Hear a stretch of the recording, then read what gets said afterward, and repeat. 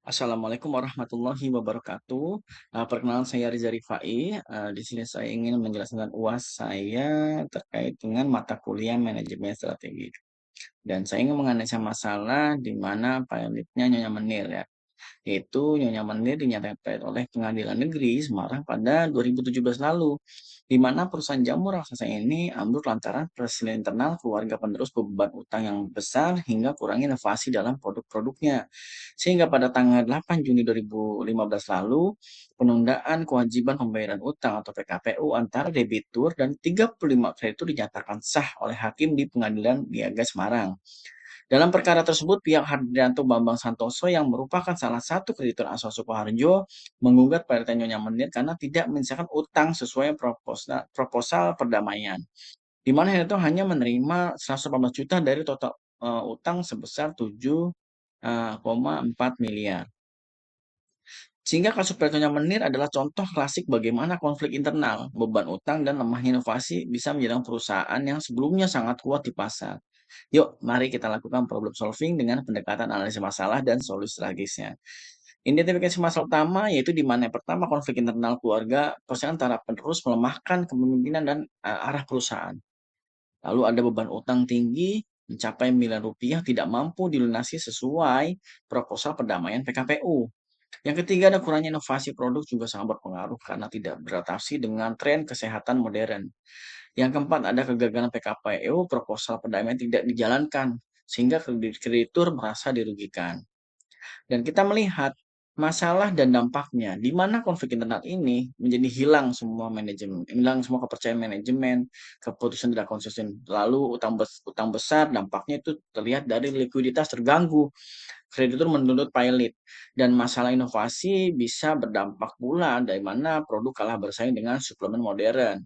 Dan masalah dari PKPU tadi yang gagal, kreditur kehilangan hak pembayaran, reputasi runtuh. Bagaimana solusinya?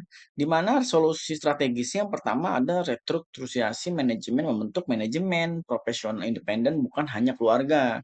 Yang kedua, restrukturisasi utang, negosiasi ulang dengan kreditur, skema cicilan realistis atau konversi utang menjadi saham. Yang ketiga, ada inovasi produk jamu, mengemban jamu dan bentuk kapsul, teh, celup, atau minuman siap saji sesuai gaya hidup modern. Yang keempat, juga bisa dicoba di mana transparansi keuangan laporan terbuka untuk membangun kembali kepercayaan kreditur dan konsumen. Yang kelima pula juga tak kalah penting di mana kolaborasi dengan startup kesehatan menggabungkan tradisi jamu dengan teknologi kesehatan digital. Jadi nggak bisa menggunakan aplikasi, marketplace, atau herbal. Dan tahap jangka pendeknya mungkin dalam jangka pendek 1 tahun itu di mana audit utang dan keuangan melakukan pemeriksaan menyeluruh atas utang, aset, dan arus kas. Restrukturisasi manajemen membentuk tim profesional independen, mengurangi dominasi konflik keluarga, negosiasi kredit menyusun ulang skema pembayaran utang atau cicilan gratis atau konversi saham, dan quick win inovasi produk menunjukkan varian jamu dalam bentuk kapsul untuk minum siap saji untuk menarik pasar muda.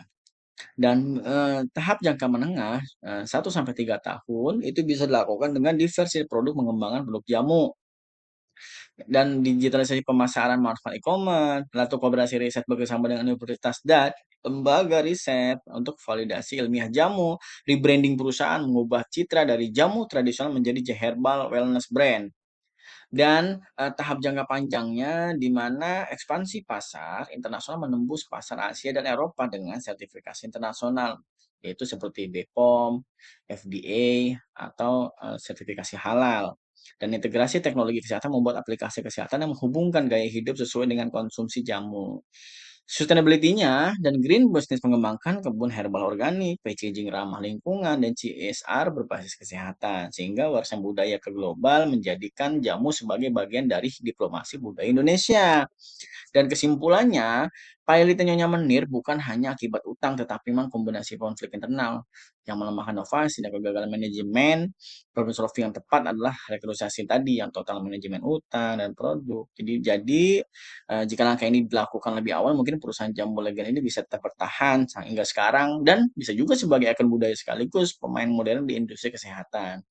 Dan roadmap ini menekankan Restrukturisasi internal, inovasi penelitian dan pemasaran, ekspansi global dengan langkah sistematis, perusahaan jamu bisa bangkit kembali sebagai ikon budaya sekaligus pemain modern di industri kesehatan.